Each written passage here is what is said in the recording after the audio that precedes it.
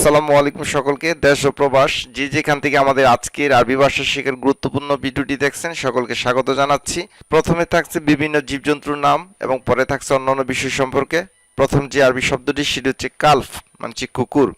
আমরা অনেক সময় অন্যকে বকাঝকা করে থাকি, ইনতা কালফ মানে তুমি কুত্তা, তুমি একজন কুকুর। হিসান মানে গোরা, বাকারা মানে গাবি, হিমার মানে গাদা।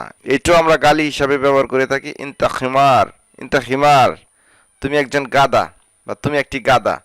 গানা মানে ছাগল, সুরসুর মানে তেলাপোকা, ফার মানে ইঁদুর, হাসারা মানে কীট বা কীট পতঙ্গ, জামাল মানে ওট, হামামা মানে কবুতর, হাইওয়ান মানে পশু বা জানোয়ার।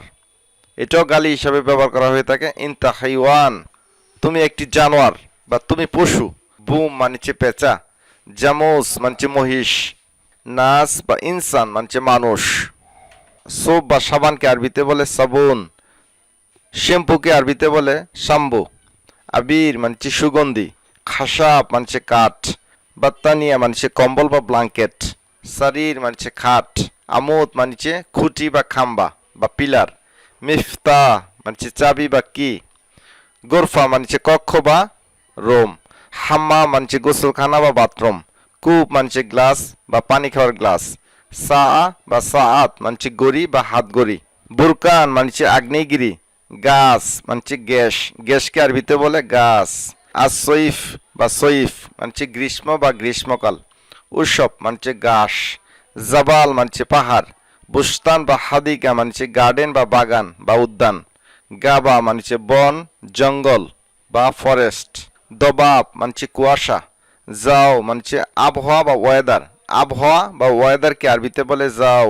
মিনতাকা মানে অঞ্চল বা এরিয়া, সামা মানে আকাশ, নার মানে আগুন, ফায়ার বা আগুনকে আরবিতে বলে নার, নূর মানে আলো, জুলমা মানে অন্ধকার, লাম্বা মানে বাতি, মিসবা মানে প্রদীপ, আমোদ মানে পিলার বা খাম্বা, ফুরন মানে চুলা, সিতার মানে স্ক্রিন বা পর্দা, মিখাদ্দা বা মুখাদ্দা মানে বালিশ, দুলাপ মানে আলমারি, মাকাদ মানে আসন বা সোফা, সিট বা আসনকে আরবিতে বলে মাকাদ, সুন্দুক মানে বাক্স বা টাং, শিজ্ঞা বা শিক্ষা মানে ফ্ল্যাট বা অ্যাপার্টমেন্ট, ফিনজান মানে চায়ের কাপ বা টি কাপ, কাস মানে পানি খাওয়ার গ্লাস, গ্লাসকে আরবিতে বলে কাস। আপনার ঘর কোথায় বা আপনার বাড়ি কোথায় জিজ্ঞেস করতে আমরা এইভাবে বলতে পারি ওয়াইন বে তিনটা। যদি আরো সঠিকভাবে বলতে চাই তাহলে এভাবে বলবো ওয়াইন বে তেক। যেমন বেত মানে বাড়ি, বেতেক সাথে ক যুক্ত হয়েছে, এই ক মানেছে আপনার। চিন্তা করো না আরবি হচ্ছে মাফি ফিক্কির বা মাফি ফাক্কার বা মোফাক্কার। তো এই জাতীয় আরবি না বলে আমরা সঠিকটি শিখব। লাত শিল হাম মানে চিন্তা করো না, লাত শিল হাম চিন্তা করো না, লাত মানে নেগেটিভ অর্থে, না শিল মানে ল, হাম মানে চিন্তা। লাত শিল হাম এর অর্থ দাঁড়ায় চিন্তা করো না, আমি ব্যস্ত। আরবি হচ্ছে আনা মশগুল। তো আমরা সঠিকভাবে যদি শিখি তাহলে বলবো আনা মশগুল। আরব কান্ট্রিতে আমরা বলে থাকি আনা মশগুল, কিন্তু মশগুল না বলে আমরা বলবো মশগুল, আনা মশগুল, আমি ব্যস্ত। গ্রামাটিক্যাল অনুযায়ী আমরা কিছু আরবি বাক্য জেনে নিব। আপনি কোথায় কাজ করেন? অনেকভাবে বলতে পারেন। সঠিকভাবে গ্রামাটিক্যাল অনুযায়ী এভাবে বলবেন আইনা তামালু মানে আপনি কোথায় কাজ করেন।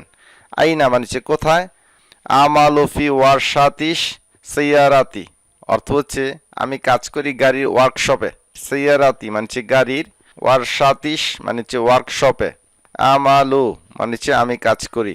যদি বলি আমি কাজ করি কৃষি ক্ষেত্রে তাহলে আরবি ভাবে বলবেন আমালু ফিল মাজরা, আমালু ফিল মাজরা, আমি কাজ করি কৃষি ক্ষেত্রে, মাজরা মানে কৃষি ক্ষেত্রে। এবং ভিডিওটি কেমন লাগলো কমেন্ট সেকশনে অবশ্যই কমেন্ট করে জানিয়ে দিবেন উৎসাহ অনুপ্রেরণার জন্য। আর যারা নতুন আছে তাদের মাঝে ভিডিওটি শেয়ার করার অনুরোধ জানিয়ে আজকের মতো বিদায় নিচ্ছি। আসসালামু আলাইকুম।